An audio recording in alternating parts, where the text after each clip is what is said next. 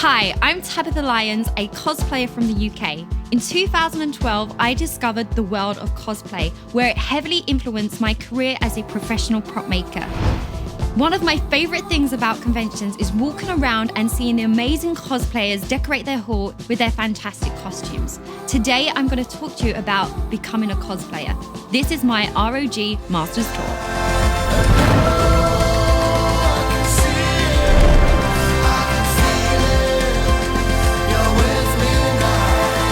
I've always loved dressing up, having fun, enjoying Halloween and making lots of costumes. So when I was 12 years old, I got my first job working for a prop making company with my dad, Nick.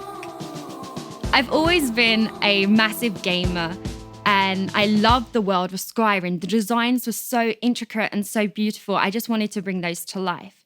I did a photo shoot dressed up as my Dovahkiin and the pictures went viral on the internet. So in 2011, my dad and I decided to leave Essex and move away from our tiny little shed where we were trying to fit in all our work and to move to the heart of Norfolk where we can completely upscale. Now we have a gigantic workshop with 7 rooms and we can really dedicate and go full time in making props.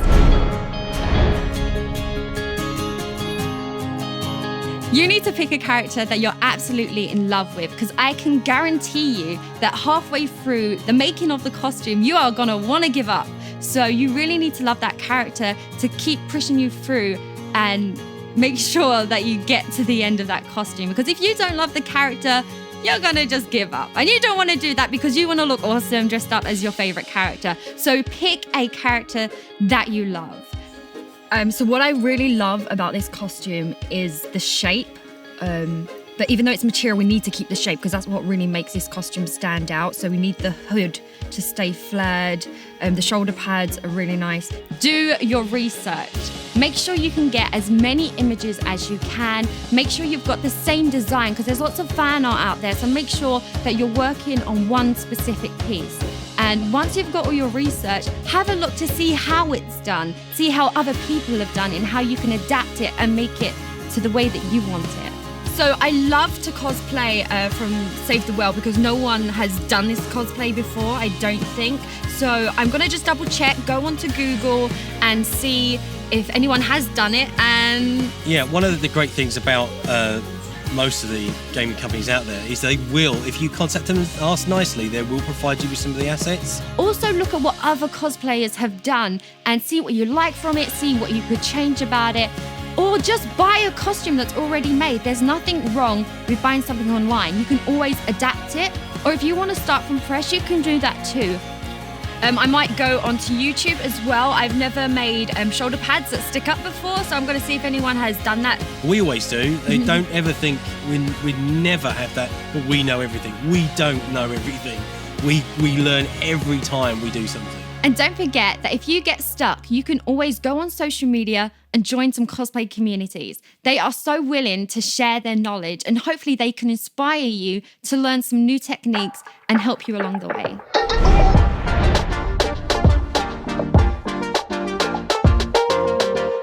So once you know who you're cosplaying and you've done all your research, it's time to get messy and get hands-on.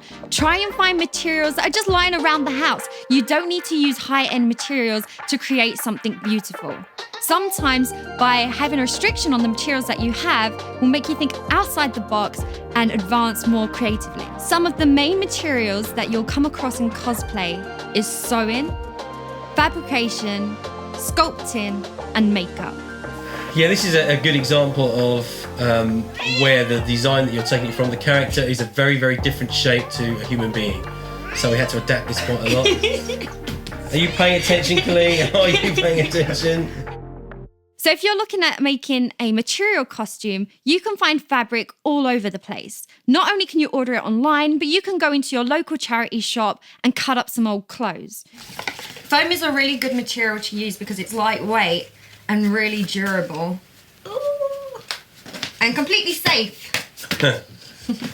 Now, if you've not used contact glue before, I apply it to 2 different sides, wait for it to dry, and then slowly push it back together and apply a lot of pressure and just hold that into place. So it's not like super glue. A really good tip as well is when using foam is to make sure that your knife is sharp. Sometimes people will struggle to cut through the foam and it'll look a bit like someone's just teared it. So make sure that you've got a sharp knife. If you want to give a armored costume a go, you don't have to go straight into foam. You can use camping mats, you can use cardboard boxes, anything that you find just lying around outside. This is the wafting phase where we wait for the glue to dry. Lots of people use heat guns. It's not actually very good to heat the glue. It likes to dry naturally, so just moving it around is a really good tip. So if you want to give sewing a go, you can start off from hand stitching to cutting up some old clothes that you found in a charity shop. And then as you progress, maybe you can buy yourself a sewing machine. And to give your cosplay that finishing touch, you can always practice your makeup skills, whether you're using your own makeup collection or buying a body paint brand online. So now you've completed your costume, hopefully in your research phase, you would have thought about the logistics of how you're going to travel to a convention. So now we're gonna try on the costume. Yeah, do you want a hand? Yes, please. So it's much easier to have someone helping you to get dressed. Especially if you're working without a mirror, which is often the case. Cosplayers don't always have that luxury. Before you go to a convention, make sure you try on the costume and do a movement and stress test. You don't want to get there and have your costume fall apart because you haven't practiced walking around in your costume at home. And it also, you can work out what order you want to put things on. Squeeze. There you go. Right, make sure they're on the outside and they link. Make sure that you've got new batteries if you're going to a convention. Hopefully you can have a friend that can help you out on the day. Someone to remind you of the little things like drinking or eating. Someone to hold your helmet so you can see when you're walking through the crowd.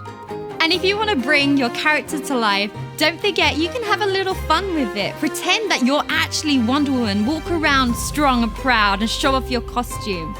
Kids love seeing that, and you'll just make their day as well as make yours. But if you don't feel comfortable in doing that, then you don't have to. Cosplay is all about dressing up and having fun. That's it. There we go. There's the ninja ready to go. Need to practice my poses.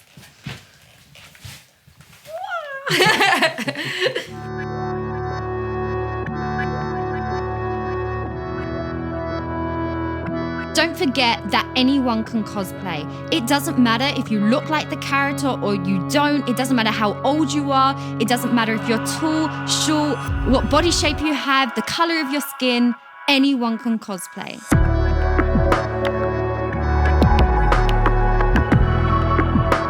Cosplay will take a lot of your time, effort, and dedication, but I promise you that once you go to a convention and truly embrace it, you'll never want to go back. You'll never know where cosplay will take you.